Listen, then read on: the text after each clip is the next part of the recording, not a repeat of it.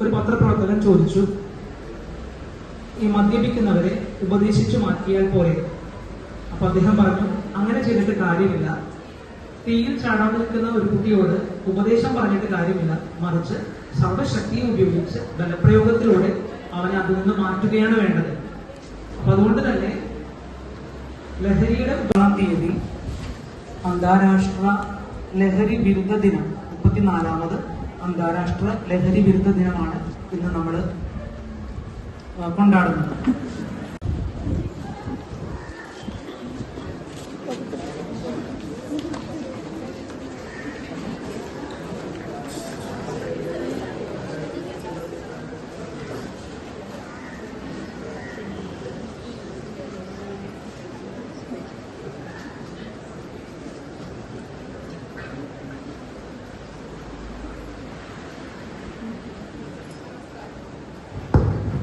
നമസ്കാരം. സഭാ നടപടികൾ ദേശീയഗാനത്തോടെ ആരംഭിക്കുന്നു.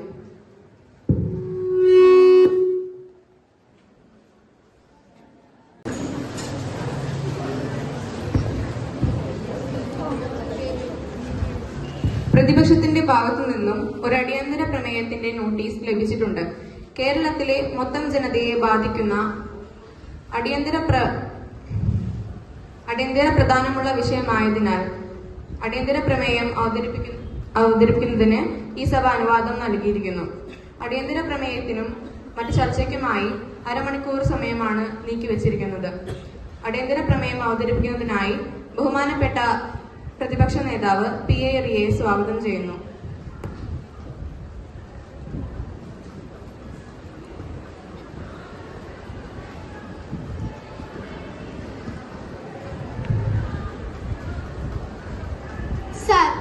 നമ്മുടെ നാട്ടിൽ യുവജനങ്ങൾക്ക് ലഹരിക്കെതിരെ ബോധവൽക്കരണവും ലഹരി ഉപയോഗിക്കുന്നവർക്കെതിരെ നടപടി സ്വീകരിക്കുവാൻ ഞാൻ നോട്ടീസ് അയച്ചിട്ട് എന്ത് നടപടിയാണ് ഉണ്ടായത്?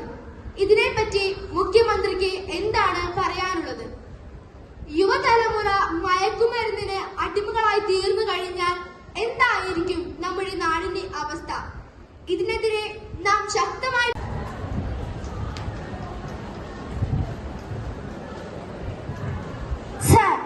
സ്കൂളുകളിൽ ലഹരി വിൽപ്പന നിരോധനമുണ്ടെങ്കിലും ഇന്ന് ഏറ്റവും കൂടുതൽ ലഹരി മാഫിയയുടെ വലയിൽ വീഴുന്നത് സ്കൂൾ കുട്ടികളാണ്.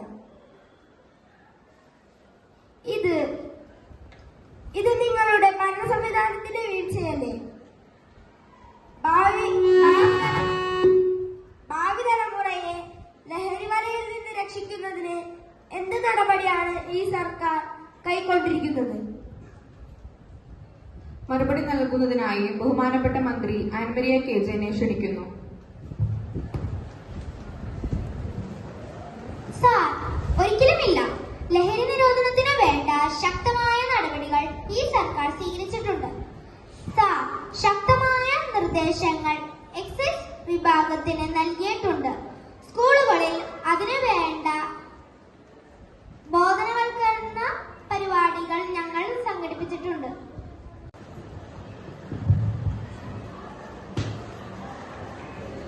സാർ, ലഹരി ഉപയോഗിക്കുന്നതിനെതിരെ നൽകുന്ന ശിക്ഷാ നടപടികൾ എത്രത്തോളമാണ്? അതിന്റെ ഉപയോഗം കുറയ്ക്കുന്നുണ്ടോ? മറുപടി നൽകുന്നതിനായി ബഹുമാനപ്പെട്ട മന്ത്രി നിയാസ് ഹോസനെ ക്ഷണിക്കുന്നു.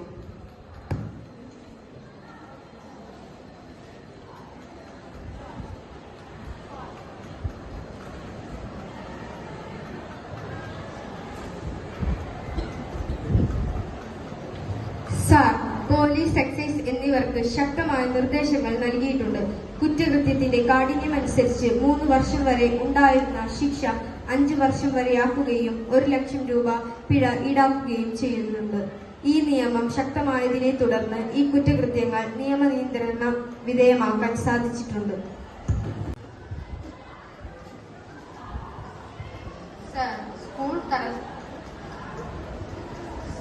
സ്കൂൾ തലത്തിൽ ലഹരി വിരുദ്ധ പദ്ധതികൾക്കായി ഗവൺമെന്റ് നടപ്പിലാക്കുന്ന പദ്ധതികൾ പൂർണ്ണ വിജയമാണെന്ന് ഗവൺമെന്റിന് പറയാൻ സാധിക്കുന്നുണ്ടോ? മറുപടി നൽകുന്നതിനായി ബഹുമാനപ്പെട്ട മന്ത്രി ആൻ മരിയ റോസിനെ ക്ഷണിക്കുന്നു. സർ, 2023-24 സാമ്പത്തിക വർഷം ലഹരി വിരുദ്ധ പ്രവർത്തനങ്ങൾക്കായി 75 ലക്ഷം രൂപയാണ് ഗവൺമെന്റ് ചിലവാക്കിയത്. ഉന്നത വിദ്യാഭ്യാസ വകുപ്പിന്റെ നേതൃത്വത്തിൽ കേരളത്തിലെ കലാലയങ്ങളിൽ ലഹരി വിരുദ്ധ പ്രചാരണ പരിപാടിയായ ബോധപൂർണിമ പദ്ധതിക്ക് വൻ സ്വീകരണമാണുണ്ടായത്. ലഹരി വിമുക്ത മിഷന്റെ വിമുക്തി ജീവിതം എന്ന പരിപാടി വൻ വിജയമായിരുന്നു. മയക്കുമരുന്ന് വിരുദ്ധ ക്യാമ്പയിൻ ആയ സജീവം എന്ന പദ്ധതി കുട്ടികൾക്കിടയിലും അധ്യാപകർക്കിടയിലും പൊതുജനങ്ങൾക്കിടയിലും നൽകിയ അറിവുകൾ പ്രശംസനീയമാണ്. യുവതലമുറയുടെ സംരക്ഷണത്തിനായി ഗവൺമെന്റ് അത്യധികം ശ്രദ്ധ പുലർത്തുന്നു എന്ന് ഈ പദ്ധതികളിലൂടെ നമുക്ക് മനസ്സിലാക്കാം.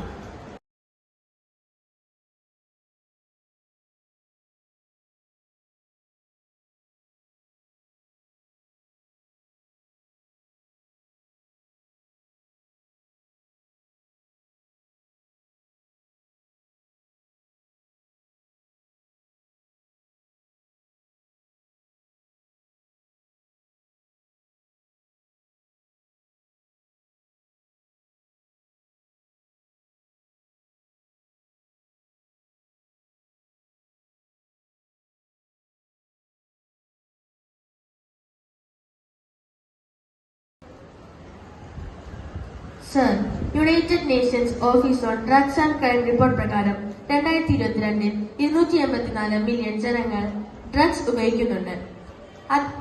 അതിശക്തമായ നിയന്ത്രണങ്ങൾ ഉണ്ടെന്ന് സർക്കാർ വാദിക്കുമ്പോഴും കേരളത്തിൽ 2022 24,701 കേസുകൾ narcotic, drugs and psychotropic substances act പ്രകാരം റിപ്പോർട്ട് ചെയ്തിരിക്കുന്നു. ഇതിനെക്കുറിച്ച് ഗവൺമെന്റിന് എന്ത് മറുപടിയാണ് പറയാനുള്ളത്? മറുപടി നൽകുന്നതിനായി ബഹുമാനപ്പെട്ട മന്ത്രി ആൻമരിയ ക്ഷണിക്കുന്നു. സർ, ഉത്തരേന്ത്യൻ സംസ്ഥാനങ്ങളിൽ ലഹരി വിൽപ്പന സർവ്വസാധാരണമായി നടക്കുന്നു. എന്നാൽ ഇതിനെതിരെ ഒരു നടപടിയും ഗവൺമെന്റ് സ്വീകരിക്കുന്നില്ല. എന്നാൽ കേരളം പോലെ ഒരു സംസ്ഥാനത്ത് ലഹരിക്കെതിരെ അതീവ ജാഗ്രത പുലർത്തുന്നതിനാൽ ലഹരിയുടെ ഉപയോഗം കടകളിലും മറ്റ് വിദ്യാഭ്യാസ സ്ഥാപന പരിസരങ്ങളിൽ നിയന്ത്രണ വിധേയമാണ്. അത് ഞങ്ങൾക്ക് സാധിച്ചിട്ടുണ്ട്. 8% കുട്ടികളും മദ്യം, പുകവലി, പാൻ എന്നിവ ഉപയോഗിക്കുന്നവരോ അതിന്റെ തിക്തത പ്രതിഫലങ്ങൾ അനുഭവിക്കുന്നവരോ ആണ്. ഭാവി തലമുറക്ക് വേണ്ടി വാദിക്കുമ്പോൾ അവരുടെ സംരക്ഷണത്തിന് വേണ്ടി എന്ത് ചെയ്യാൻ ഗവൺമെന്റിന് സാധിച്ചിട്ടുണ്ട്? മറുപടി നൽകുന്നതിനായി ബഹുമാനപ്പെട്ട മന്ത്രി ഏഞ്ചൽ മരിയെ ക്ഷണിക്കുന്നു. സർ, കേരള സർക്കാർ പലവിധ ലഹരി വിമുക്ത പദ്ധതികളും കൗൺസിലിംഗ് സെന്ററുകളും സ്കൂളുകൾ കേന്ദ്രീകരിച്ച് ബോധവൽക്കരണ പരിപാടികളും നടത്തുന്നുണ്ട്. 2023-24 സാമ്പത്തിക വർഷം ലഹരി വിരുദ്ധ പ്രവർത്തനങ്ങൾക്കായി 75 ലക്ഷം രൂപ ഗവൺമെന്റ് നീക്കിവച്ചിരുന്നു. പൊതുജനങ്ങളിൽ അവബോധം വളർത്തുന്നതിനായി കേരള സർക്കാർ നടപ്പിലാക്കിയ വിമുക്തി പദ്ധതിയും അതിന്റെ വിജയവും ഇതിന് ഉദാഹരണമായി ഈ ഗവൺമെന്റിന് എടുത്തുകാട്ടാനാകും. സർ, നമ്മുടെ നാടിനെ ലഹരിയുടെ അടിമത്തത്തിൽ നിന്ന് സംരക്ഷിക്കുന്നതിന് എന്റെ സർക്കാർ പ്രതിജ്ഞാബദ്ധരാണ്. കഴിഞ്ഞ 3 വർഷക്കാലത്തെ സർക്കാരിന്റെ പ്രവർത്തനത്തിൽ ഏറ്റവും കൂടുതൽ ഊന്നൽ നൽകിയത് ലഹരി വിരുദ്ധ പ്രവർത്തനങ്ങൾക്ക് തന്നെയാണ്.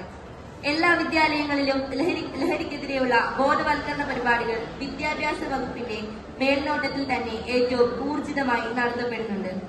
സർ, തുടർന്നും എന്റെ സർക്കാർ ഭാവി തലമുറയെ ലഹരിയുടെ വിപത്തിൽ നിന്നും രക്ഷിക്കുന്നതിനായി പുതിയ പരിപാടികൾ നടപ്പിലാക്കാൻ തീരുമാനിച്ചിരിക്കുകയാണ്.